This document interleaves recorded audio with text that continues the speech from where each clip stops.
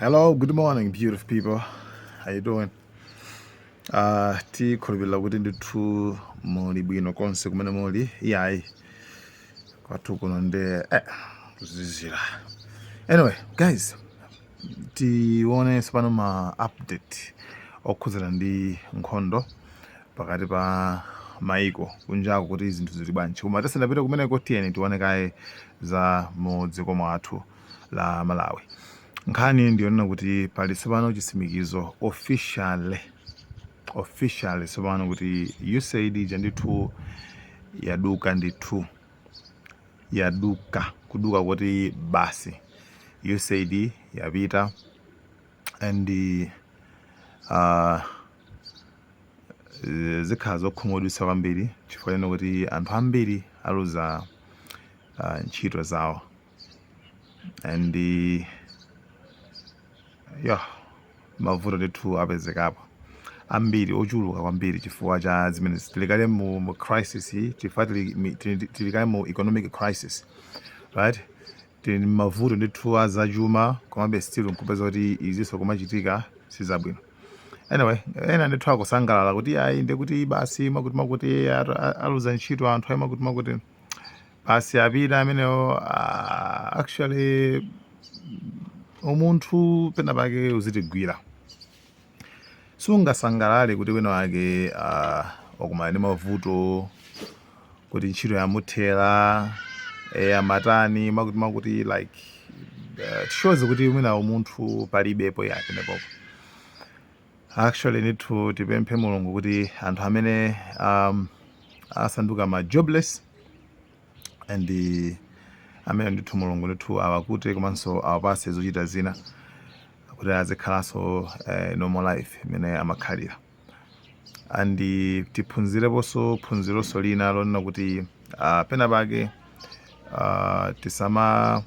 pamene tikakhala mu ntchito muja tisayike kwambiri, tisangoyika anthu akwathu okhaokha. Anthu akwathu ndikungoyika wina basi kungoyika ma family members okhaokha chifukwa ndife bwana pa kampanipo tikungotenga wina aliyense wachibale.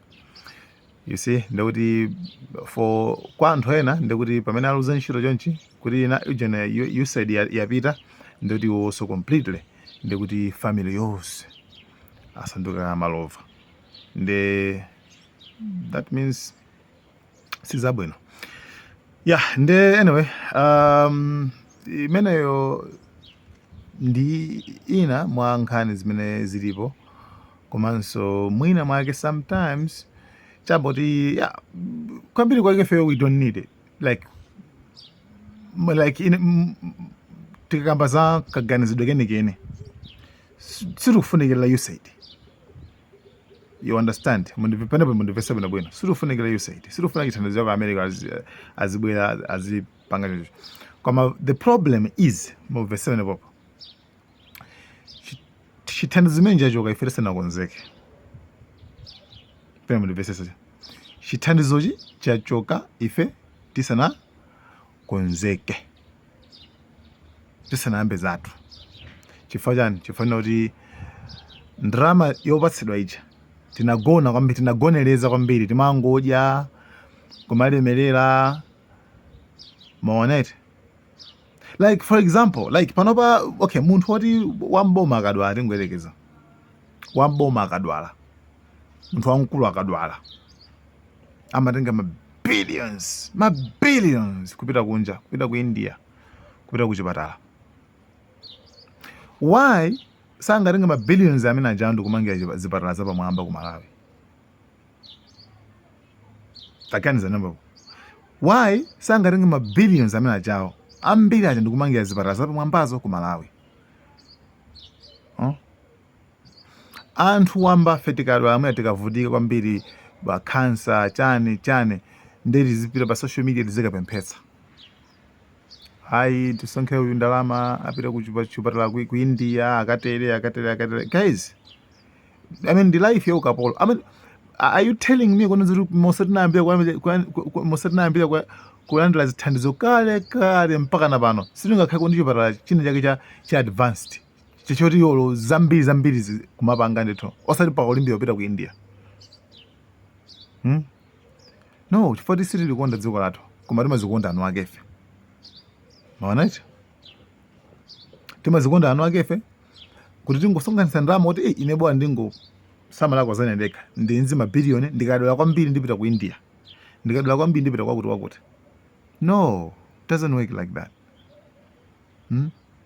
Panopa ambassador video tinaika ambassador wa America uja wayankhula kunoza kwa ende kuona zoti zipatala mankhwala kulibe chani zambirimbiri kulibe kumene koko. Koma are you telling me kuona zoti ife singakwanisa kugula titokwanitsa koma priority yathu chinthu chimene choyambirira chimene timachofuna kupanga si chimene chocho yayi.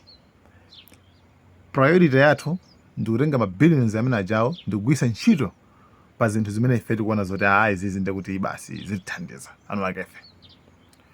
Sitikulikonda dziko, sitikulikonda dziko. Amene ali in charge ndi ndrama za dziko sakulikondanso dziko. Sakulikondanso dziko. Pamafunika anthu amene akhale in charge. Remember kwanena kuti ndi anthufe tosefe amene tinakhala pasi ndikupatsana yani ndikupatsana maudindo aja kuti inu mukhale choncho muziyang'anira izi, inu muziyang'anira izi, muziyang'anira izi, muziyang'anira izi kuti pakhale ndondomeko, pakhale malamulo. Kenako tizisonkhana ndalama kudzera misonkho ndikuti inu muzikhala opereka chitetezo apolisi asilikali. Ndalama yake tizisonkha ifeti kama misonkho through misonkho kudzera misonkho ndatizikulipira nino. Inu ndoti mukhale mtsogoleri wa dziko, inu mukhale akuti, mukhale nduna, mukhale zonse zijazo ndizoona kuti tikugwiritsa ntchito ndi system imene ife tinayipanga. Koma zapeza kuti anthu amene ayikidwa maposition aja amba kwaonanso kuti amba kuona anthu amene tili pasuife kuti makape silibe chino chilichonse pamene iwo salary yawo ikuchokota ichoka kwa ife. Mmene ndizodandaulitsa kwambiri.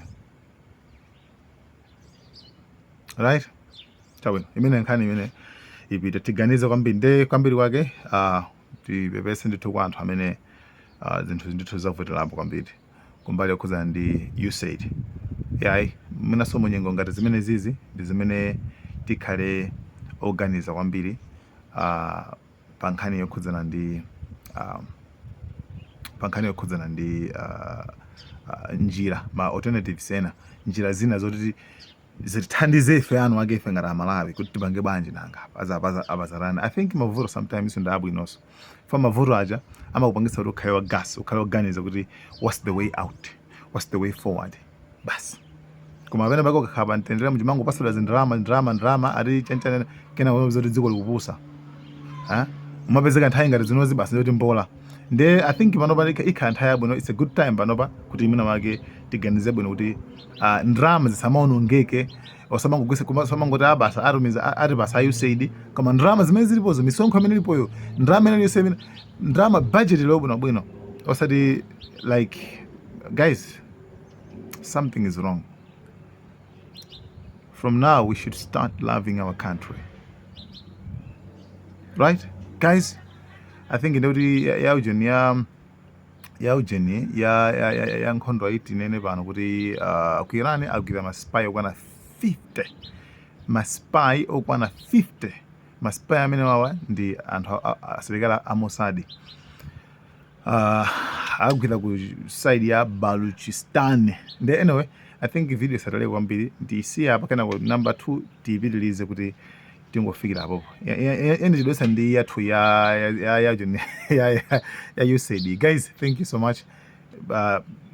Pakubaya part 2 tiyambe ya kuirani so bana. Thanks for watching. Malawi Camera.